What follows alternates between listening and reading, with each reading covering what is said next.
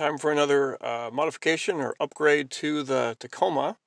And what are we looking at here? Yes, it's the good old factory stereo. Now this actually has been fine for me. You can see it's got the CD player. More importantly, it right down here I have the auxiliary input. There we go, because that's where most music is coming from these days, of course. There's a little mount for my, my iPod. But I still like having CDs. I have a lot of CDs. I'm very old school, and I like that right there. Everything else has been pretty good.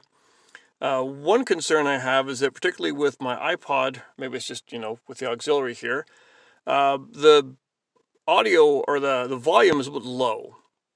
And so I have to crank up the iPod volume all the way, and then the volume here pretty high, like 45, 50 and above that, just to be able to, have a really good volume. And so I've been wondering about upgrading the stereo, and was looking around, but I actually came across something like this on eBay. It's been around for a while. It looked pretty cool. See this whole kit here, what's about $110. It's supposed to have everything there in it.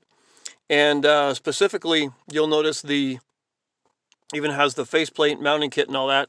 And it's this kind of textured silvery gray thing that would match this particular model of second generation Tacomas here. So I thought that was kind of a good idea. And so in looking around to get some info on that stereo, I found the closest thing on Crutchfield. So Crutchfield's kind of good for having all kinds of things, and especially for putting stuff together for you. And I thought, well, I can just buy it. And then my first thought was to go to Best Buy, because they'll install a car stereo for you for like $99 if you don't buy it from them. They'll install it for you for free if you buy it from them if it's $200 or more. So I thought that sounded pretty good. But then there were extra costs in there as well. And the big thing is I've got some audio controls right here on my steering wheel. And I really like those and wanted to be able to keep that kind of stuff happening with the new stereo. And that's going to involve some extra stuff there. So here's what I ended up doing. Going to Crutchfield and having them put together the whole kit for me. So here's my box from Crutchfield. And I was on their online customer chat, telling them what they need, and they gave me links to all this and kind of put it together in an order. So here is the install kit, and it's got that the right faceplate. So there's that textured silvery gray to match here, and what I ended up getting was this. And it's, if you notice, it's not exactly the same thing as what is what's on eBay at the moment, but same brand, practically the same kind of thing out there. The number, I think, is a bit different, but you can see it's the same brand, all kind of same features. So it's a double DIN touchscreen kind of thing here. And what I really liked about this is that it has a slot for a disc. So this will play CDs and DVDs. And that's really what I wanted, because I like to be able to put DVDs in and just have the ones that I have here for nostalgia's sake or whatever. And maybe not every DVD I've been able to put on my iPod, but I did like that feature right in there. And it really has all the other stuff that I would want. Bluetooth with the phone. It'll work with a backup camera. And the cool thing is I have the factory backup camera, and its screen appears right here in my rearview mirror when I back up, but it can easily be hooked up into this so that it's going to appear on screen here. So I'm kind of looking forward to seeing that. And anyway, this is kind of what I'm trying. I don't really care to have all the latest features in there. I don't need Android or apps, or even a GPS or something. I have my Magellan here that I use, and these are cheap and easy enough to get, and every now and then I update that. But I just kind of like this right here, mainly because of the CD DVD capabilities on it, and because it's kind of what I'm looking for. I'm hoping it'll be an improvement over the car stereo here. Now, in talking with Best Buy and getting all this set up, what I've been found out now is that at least end of 2022 to 2023 anyway, the car stereo installation, if you don't buy it there for at least $200, is $129 for them to install an outside kit. So that's kind of a bummer. And I saw that it was something like either $65 or $69 extra dollars to do the hookup for your steering wheel controls. But along here with Crutchfield, when I told them that I wanted to do steering wheel controls, they also included this in the kit, right here. Radio Pro radio replacement interface. This is the wiring and everything you need for, you can see, Toyota, Scion, and Lexus to hook up an aftermarket stereo with your, factory wire harnesses in here. And the cool thing about this is that it includes steering wheel controls, right? All this kind of stuff right there. So you got that. And when I showed this to the tech at Best Buy, he said, oh, well, since you have this, it's actually no extra money to do the steering wheel controls. That's all kind of part of this little deal right here. So it's just the $129 installation, and that should be it. So I'm pretty psyched about that. So again, the cool thing about Crutchfield is they have great customer support, and I think it's, for as long as you own it, and they put everything together. So we've got this important kit right here, and these things are rather costly. So Crutchfield was having a really good deal on all this stuff when I got it, and some of it was sort of like if you bought one, there was some money off. So I got all these components here. This guy right here, the stereo and the faceplate install kit was just a bit under $200. And if you're looking around for this, buying this wiring kit here with the steering wheel controls anywhere else, these things are like $100 and up. So I figured everything all together here for just a bit under $200 was pretty good. And of course, considering that you've got it's all from one place, Crutchfield, and they're good with customer support. So we'll see if that's needed. Anyway, regarding this stereo, at Best Buy they said it's not a great one. It's not a really crazy audiophile, high-quality stereo. But I'm hoping for my purposes it will do okay and at least be give me some better and more powerful sound than the stock stereo I have right here. So that's my plan to see what I can do with this. I'm also excited to get my backup camera appearing here and then also have my phone Bluetooth through here, which would make it a little easier. I actually have it right here through my Magellan, so I can hear calls and talk through here hands-free, which is nice. However, a lot of people say that the quality isn't that great when I'm doing it, so maybe something like this, where it's going to have the microphone here built in and the audio should be coming through the speakers. I'm thinking that should be a pretty good one. So this is what I'm looking at here. Again, everything came from Crutchfield.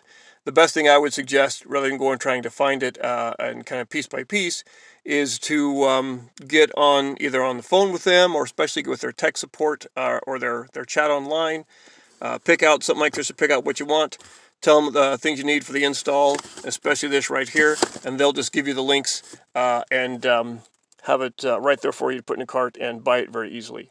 So as I bought this near the end of 2022, it was just under $200 for all this. So we've got the stereo, again, double DIN touchscreen, the wiring harness including steering wheel controls, and the install kit right here that has, of course, your outer faceplate, your double DIN bit here, even this, the bracket that's going to hold these controls right there. All that, and you can see there it is right there. There's a bit of that faceplate, and there's the silvery texture. So it really should look OEM just like this. Now, maybe this isn't the most attractive finish right here, but it kind of all goes together. So I'm looking for something that doesn't stand out as looking too different. And so it's all OEM and nice and matches this. That's what I'm looking for. So especially with wiring up the steering wheel controls, I thought I would just not tackle this one myself, even though from what I've seen, stereo installation is not as hard as it might appear. But I'm happy to have the professionals do it have them give me a guarantee on all of it, and see where we go from there. So this is step one, and the next step is going to be looking at it when it's all installed, trying it out, and seeing how that works. And here it is, all installed.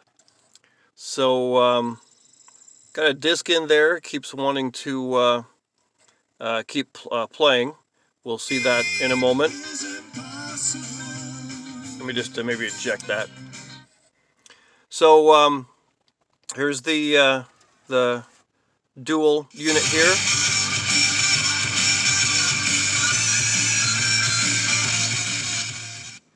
And there we go, everything. I guess I can't just make it be quiet here for a moment. Just kind of show you what we have. One thing is the power button here. If you hit it once, it'll actually do a mute on the volume, which is nice there. But I want to say that Best Buy, their technicians did a great job installing it. So here's all the stuff here from Crutchfield. The stereo controls right here, all the controls here are working based on that additional wiring kit that I got. Faceplate looks good. What I notice here is it doesn't have those little odd little sort of indentations along here at the top that the stock stereo faceplate does. But everything here looks really good, and this is it. So how is this dual head unit here? Well, let's kind of figure this out. Here's the main screen here, and you can see all of these items. When you're on something, and I guess it wants to be on radio here, you do have the settings you can get to. So I can click that, and we have various settings to go through. Right here is a screen adjust. We have a nice equalizer here. This is my sort of presets with this. There are other ones you can choose. This is what I like to do. I like to have my bass up pretty high and the treble high. What else here? I've seen some complaints where people say that the screen is not very responsive. We'll turn it down a little bit. They say the screen's not very responsive. I think it's okay. If you go to the settings here, there's something here where you can do a screen calibration. Just has like a little X, you click in the center and then the corners. Everything like that's been okay. I've turned on the beep so it beeps when I touch it. That's all right. Now the main thing, of course, I'm going to use is with an iPod, and I'll show you kind of my main concern here. So if I go to home, and I can also use the mode button on my steering wheel to go through things. That actually works very well. So if I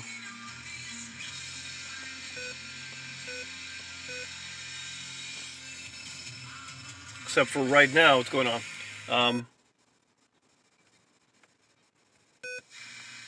Oh, I keep doing that. That's the. There we go. Put that back there. Yeah. So we have our. There's the volume. And there's the mode. You see the various options I can choose. I guess you don't get it when you're on the main screen there. But since we're doing this, we're going into here's a DVD being played. So of course you can play DVDs and CDs right here.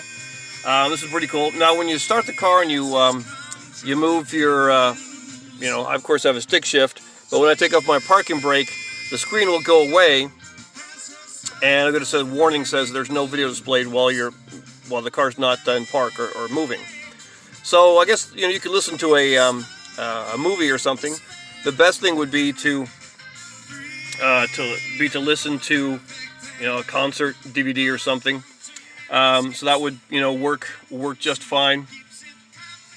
And then of course you have I've seen the buttons right here for forward and backward with the track. They work for chapters on a DVD. That's great. I use the buttons here on my steering wheel, so all that works well. At first I thought that the sound was kind of rough, maybe a bit distorted. Not sure what you're going to be able to hear, but you know, it's okay. I'm not a great audiophile, and I just have stock setup, no subwoofer, and you know, just the standard stock speakers anyway. So it's good enough for that. I'm not sure it's better than the factory unit here, but it has some cool things with it. So I'm getting more used to it. It is okay. You can see the volume right there. I find that, you know, for a DVD or something, or for a lot of things, I'm using a volume of about 20 to 25 while I'm driving, and that's a bit over halfway, so that's all right. But if you're playing a DVD, touch the screen there. You can see DVD controls, things that you can do. I could also go back to my home screen. And here's what I want to show you. I'm going to hit USB, right? So let's try it again. No USB. So, of course, I've got my iPod, which is where most of my music is going to be playing here. And I've plugged it in here for, you know, for power and all that. So it doesn't recognize the USB, at least this particular model, doesn't recognize the iPod through there. This will just power it. So I guess what it would want would be, you know, like some sort of a thumb drive with media on it, like MP3s, and you could play that. So how am I going to play my MP3 player here? Well, I want to show you this. We'll just, I've got it plugged in, you know, with an auxiliary input, and there's our auxiliary right there. So if we just kind of adjust that and go to aux in. All right, so let's see if you can hear that. Okay, so I'm getting this feedback, and this is probably one of the most, you know, problematic things here. I'm getting this feedback, so like this, you see that, hear that hum? Whenever I have both the auxiliary in and the power in. If I were to unplug one and not do, you know, not have auxiliary in, I don't get it. Or if I were to unplug the USB cable to charge my iPod, I don't get it either. So somehow, great stuff there. So somehow there's this, this isn't shielded, or it's kind of too connected with the power when you get this, and it plays all the time. Here's the crazy thing: if I were to unplug the USB and power my iPod down from something down here, same thing happens. All right, so this probably is one of my biggest concerns right here. So how am I going to you know, use my my iPod Touch?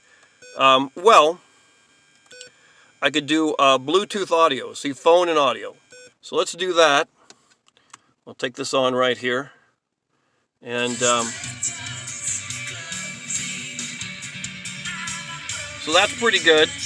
And the cool thing here is you can see that it's playing the information. So we see song, artist, and album. I can pause it. I can go forward and backward with it right there. So that's pretty cool. But the thing is, that's Bluetooth. And of course, what about phone? Well, if I go back here, we have Bluetooth for phone, but it's going to be the same thing, right?